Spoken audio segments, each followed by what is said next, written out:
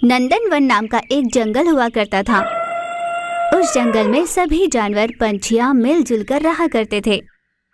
जंगल शेर राजा के शासन में शांति से और सुरक्षित चल रहा था।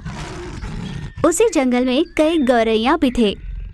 सभी गौरैयाओं को जंगल के शुभ सूचक माना करते थे। हर जानवर, हर पंछी गौरैया को बहुत मान दिया करते थे। 10 गौरैया, आपके शुभ हाथों से मेरे संतान को आशीर्वाद दीजिए। मित्र, मैं जरूरी काम से बाहर जा रहा हूँ, एक बार मेरा रास्ता काट जाओ ना। गौरैया जी, मैं अपना घर बना रहा हूँ, गृह प्रवेश आपके हाथों ही होना चाहिए। ऐसे हर जानवर गौरैया को बहुत मान दिया करते थे और साथ में शेर राजा भी। मैं जंगल की शांति के लिए पूजा करवा रहा हूँ, पहले गौरैया को बुलाइए। इतना इज्जत दिया करते थे उसे। गौरैया भी किसी भी जानवर को प्रत्यक्ष या अप्रत्यक्ष रूप से हानि नहीं पहुंचाती थी। खेती से दाना इकट्ठा कर जंगल में ले आती ताकि बाकी पक्षियों को भी दाना चुगने मिले। फिर कुछ दिनों बाद अचानक उस जंगल में गौरैयाओं की संख्या कम होने लगी। सुबह उठते ही जिन गौरैयाओं के चहचहाट से जंगल का वातावरण मन भावन हुआ करता था, अब वो नहीं हो रहा था। जंगल के जानवरों को यह समझ नहीं आ रहा था कि आखिर हो क्या रहा था।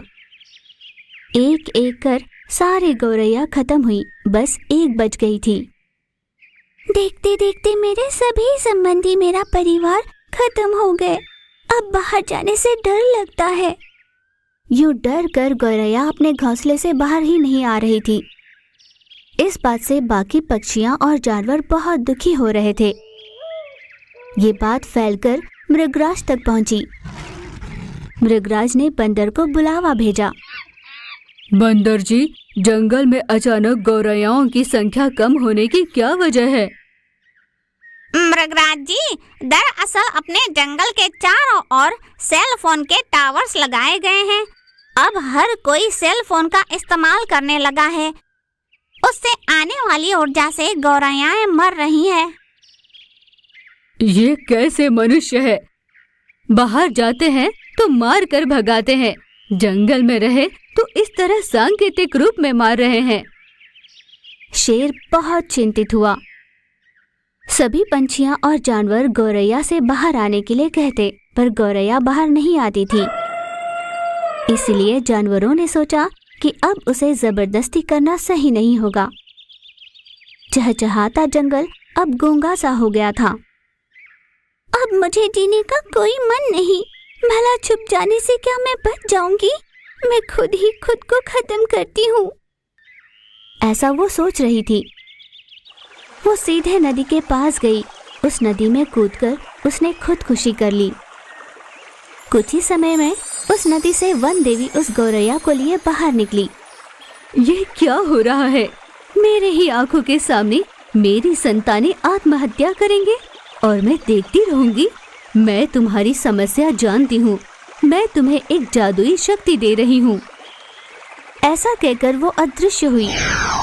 गौरैया ने उस जादू से कई गौरैयाओं को बनाया। एक साथ कई गौरैयाएं जंगल में आ गई। इस बात की खबर लगते ही सभी जानवर और पक्षियां खुशी से झूम उठे।